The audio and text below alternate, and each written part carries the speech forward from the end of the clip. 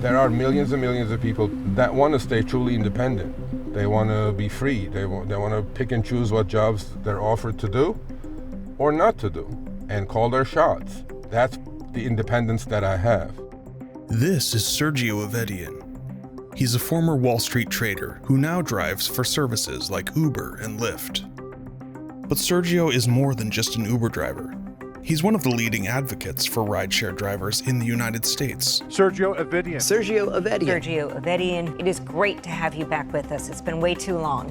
Sergio is the senior contributor at a website and podcast called The Rideshare Guy. He's made it his mission to help gig workers, particularly at Uber and Lyft, understand the ins and outs of their industry. They send me screenshots about their fares or what's happening. Are they lower? Are they higher? Do they like what's going on? Actually, I've become almost like Uber and Lyft support for them. And if I can help them, I'm going to help them. But if Sergio is a gig worker, what does that mean? What is a gig worker?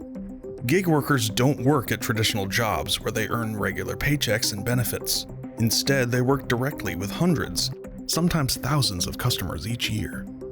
As a gig worker, Sergio represents one of the fastest growing labor demographics in the United States, and an increasingly controversial one at that. But the concept of gig workers is nothing new, even if many aspects about the regulatory discussion surrounding them are.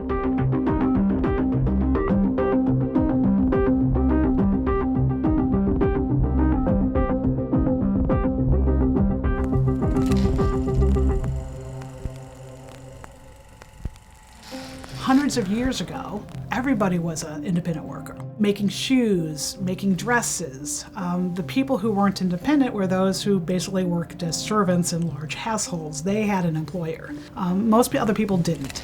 This is Tammy McCutcheon, one of the country's leading authorities on wage and employment laws. She says that the division between independent workers and corporate employees is baked into the DNA of the Industrial Revolution itself. During the Industrial Revolution, instead of having somebody who makes all parts of a shoe, you start having factories.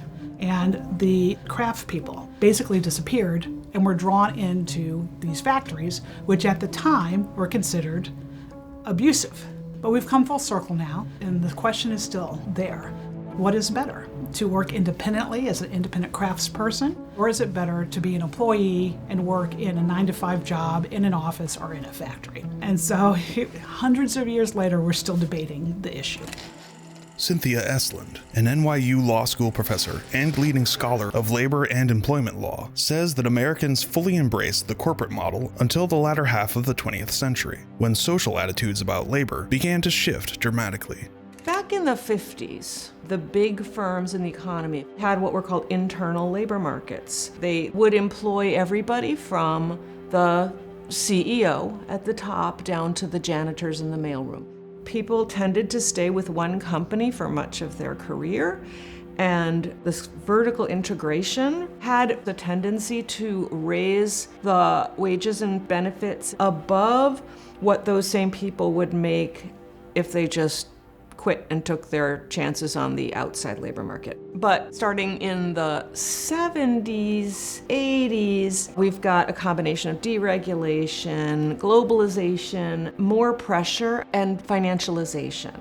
These big companies started outsourcing. So instead of a vertically integrated company, you had a proliferation of these contracting out practices. That includes everything from outsourcing to China to now independent contractors. The move away from corporate employees has alarmed some labor advocates, who see it as a threat to the legal protections that the American labor movement fought for over half a century. Advocates of the change, on the other hand, point out that many workers want the freedom to choose their own hours, lifestyle, and pricing, and contend that allowing them to do so is a vital facet of the free market economy. Either way, the trend has sparked a fierce regulatory debate that, according to Rebecca Rainey, senior Labor Department reporter at Bloomberg Law, has only intensified in our current political climate. Members of the labor movement unions have argued that businesses have been using the independent contractor model to exploit workers. However, businesses and Republicans view this as a legal way to give workers some flexibility to set their own hours. It also, given the nature of a lot of these jobs, those are harder to regulate. So the question of who is an employee or who is an independent contractor is definitely one of the most contentious issues we're seeing in the labor law field. People have so many questions about where the line is. Even though independent contracting isn't new, the contours of our current gig economy are notably different today than in times past. The internet, especially through apps that connect workers with their customers, has changed the game significantly, and in ways that lawmakers are struggling to keep up with. Look, gig economy is new. It's only 10 years old, 12 years old if you look at it. Uber first showed up 12 years ago. But the gig economy is not just for Uber, Lyft drivers, DoorDash drivers. There's close to 660 professions that are considered freelancers, such as filmmakers and even doctors and some accountants, and they're true independent contractors. Some people like the flexibility and the freedom it gives them and then make some extra cash to support their W-2 incomes. But the other people completely depend on this, on what they do as self-employed small business owners and independent contractors. And that's the problem that I see with all this regulation that's coming down. It's going to cover everybody, put everybody under a net that some people are completely opposed to.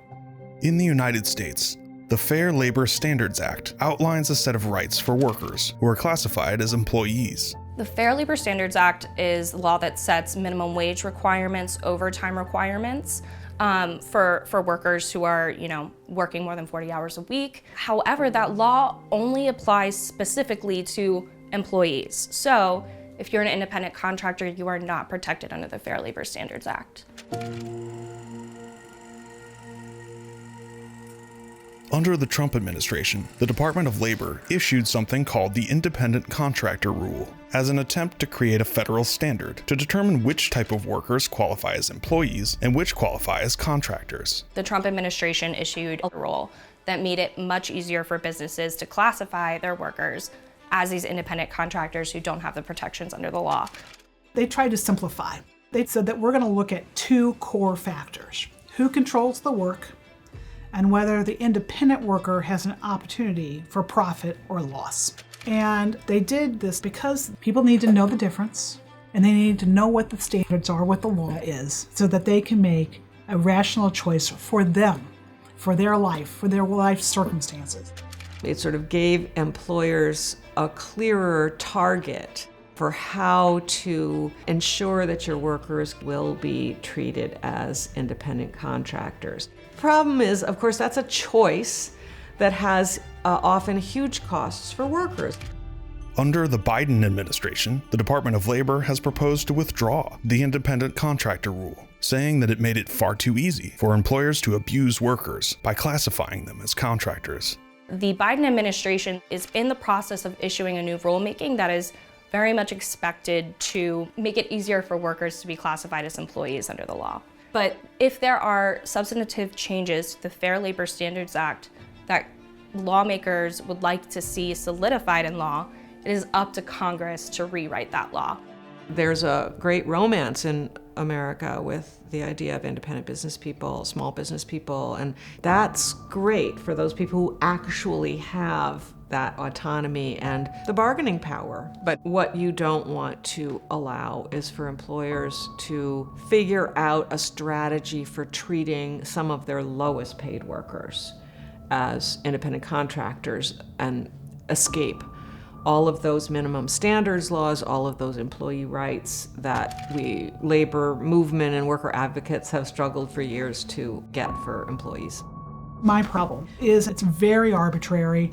You can't predict the result because whether it's a small business who wants to hire independent workers so that they can fulfill a business need, or whether it's an independent worker who wants to figure out whether or not they're being treated as they should be treated under the law, we all need to know what the answer is. We need predictability.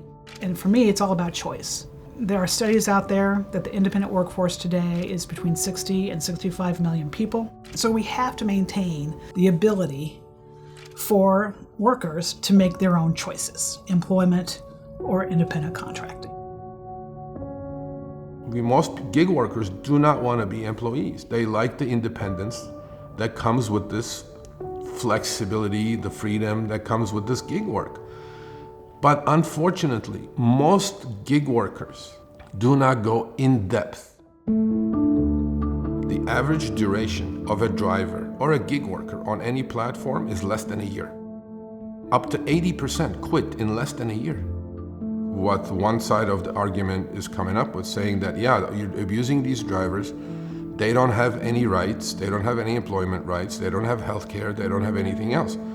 Well, as an independent contractor, if you run it as a business, then you will be able to make enough money to put money aside for a new car, for healthcare, for these benefits. Unfortunately, it's becoming a lot tougher to run this as a business because the orders that I receive, most of them are not profitable enough for me to run this as a profitable entity. And most drivers are in the same situation as I am, and they need more protection. I was in a big meeting, and it was a bunch of people in the gig economy and tech people, and it was talking about this new way of organizing work. And they talked about how, flexibility is key to our business model, and we have workers who just really want to work more than 10 hours. It would be bad to constrain them. And what I said is, this is exactly what the apparel companies would say about their way of outsourcing work to child laborers and families. And it's our business model. We'll go out of business if we